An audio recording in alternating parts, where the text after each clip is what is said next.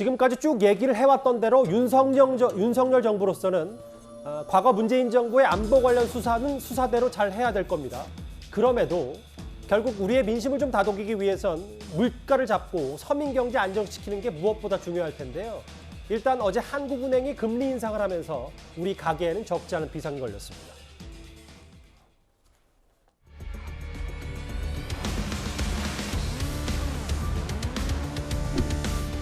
물가도 오르고 금리도 오르고 하니까 정말 이중고, 삼중고로 다가오면서 명풀 해가지고 마이너스 통장으로 한 5천 정도 더 대출 받은 게 마지막입니다. 마이너스가 계속 누적되다 보니까 이렇게 눈덩이처럼 일어나요. 팍팍 뛰니까 좀 밤에 잠을 자기가 좀 어려울 정도입니다.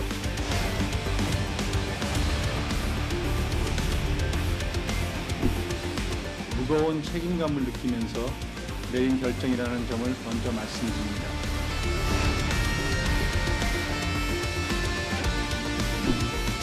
금리 인상은 물가 상승을 억제하기 위한 불가피한 조치이지만 그 부담이 고스란히 사회적 약자에게 전가돼서는 안 될 것입니다.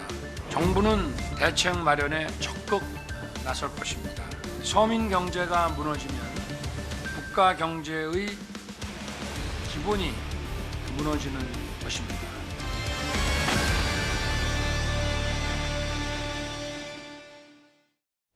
한국은행의 이른바 이런 빅스텝 결정 0.5%포인트 금리를 올리는 것은 99년 기준금리 도입 이후에 사상 처음 있는 일입니다. 대략적으로 보니까 이제 한 집당 1년에 내야 할 이자가 평균 한 32만 원 정도 들었고요. 앞으로 두세 차례 더 인상을 예고했으니까 그 이자 올라가는 건 더 늘어날 겁니다. 어제 한국은행 총재가 상당히 직설적으로 이 금리 인상에 대해서요. 앞으로 국민들 돈 빌릴 때 더 생각하고 빌려라 이렇게 의미심장한 말을 했습니다. 지금 세대는 집을 사거나 그러실 때 3% 이자율로 돈을 빌렸다면 그것이 평생 그 수준으로 갈 거라고 생각하시고 사셨을 겁니다. 그러나 지금 이런 경제, 이런 상황이 볼 때는 사실은 그런 가정이 변화할 수 있고 지금 이번 사태를 지나면서 다시 고인플레이션 상황이 얼마나 오래 갈지 이런 불확실성이 크기 때문에 가정하셨던 금리는 장기적으로 머물 것 같다라는 그러한 가정하에서 어떤 경제 활동을 하시는 것보다는 이런 위험이 있다라는 걸 생각하고 의사결정을 하시는 것이 훨씬 더 바람직한 상황이라는 그런 조언을 드리고 싶습니다.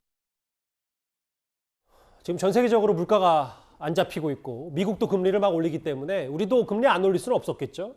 근데 일반 서민들 얘기는 월급은 그대로인데 컵라면만 먹으라는 소리냐.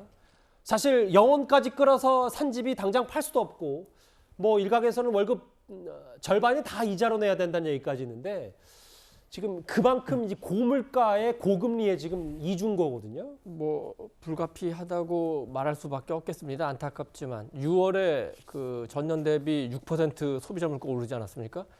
7월에는 더 오를지도 모른다. 7월에 7%, 8월에 8%까지 가는 거 아니냐? 물가요. 물가가 오르면 서민이 생활이 너무 심각해지기 때문에 금리 올리지 않을 수 없었고 또 현재 우리나라 금리가 1.75%고 미국도 1.75%입니다. 우리 이제 2.25%로 올렸는데 미국은 아마 2.5%까지 꼭 올릴 가능성이 있어요. 그러면은 우리나라에 있는 돈이 미국으로 빠질 가능성도 있습니다. 그 부분도 이제 생각해야 되는데 그럼에도 불구하고 지난 1년간 무려 그 1.75%포인트나 금리가 올랐어요. 가계대출이 지금 1,750조 정도 되는데 77%가 변동금리니까 금리 인상에 굉장히 취약하다고 봐야 되죠. 그래서 이자 부담이 23조 원, 1인당 뭐 32만 원씩 이렇게 오르니까 부담은 큰데 지금 이제 많은 분들이 지켜볼 거예요. 그럼 이제 윤석열 정부 어떻게 할 건가? 일단은 지금 이제 신용대출도 그렇고 주택담보대출도 그렇고 한 6% 정도 지금 대출 이자가 되는데 이게 7%까지도 올라갈 수 있다. 그렇다면 은행이 어디까지 올릴 것인가? 그러면 정부에서 어느 정도 조금 뭐 관치금융은 아니더라도 조금 너무 올리지 않게 유도를 해야 되는 거 아니냐. 그래서 윤석열 대통령도 그렇고 이복현 금감원장도 그 부분에 대해서 얘기를 한 게 있어요. 예대 마진에 대해서. 그래서 많은 분들이 그 부분을 어떻게 할지 지금 집중적으로 관심 있게 보고 있는 겁니다. 말씀하셨던 이복현 금융감독원장은 지난달 시중은행장과의 간담회에서 은행들의 지나친 이자 장사, 이른바 이자 장사를 경고하기도 했었습니다. 최근 금리, 물가, 환율 상승 등 금융시장의 변동성 확대는 2,200여 개 상호금융조합의 위험 요인이 되고 있습니다.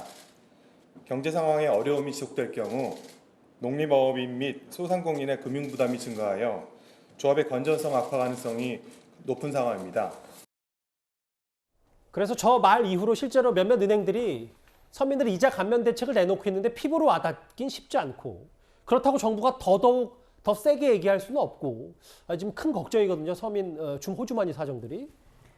그러니까 사실은 그 이복형 금융감독원장이 이 얘기를 한 거는 결국은 사회적 약자 계층이 피해를 입을 게 뻔하잖아요. 그러니까 그것 때문에 얘기를 한 건데, 사실은 금융감독원장이 또 말씀하시는 이게 맞느냐, 또 이런 여러 가지 얘기도 있어요. 어쩔 수 없이 얘기하신 것 같은데. 예. 근데 저는 아까 말씀드렸지만 이 말씀 이후로 사실 몇 개 은행들이 여러 가지 또 프로그램을 내놓고 있지만 결과적으로는 그 이 금리 인상을 막기는 어려울 것 같아요. 예. 그러니까 다만 그 부분에서 이제 그 어떻게 하면 집중적으로 이 부분을 사회적 약자 계층한테 뭔가 줄 수 있는 거를 정부가 고민해서 내놔야 되는 그런 건 반드시 해야 될 것 같고요.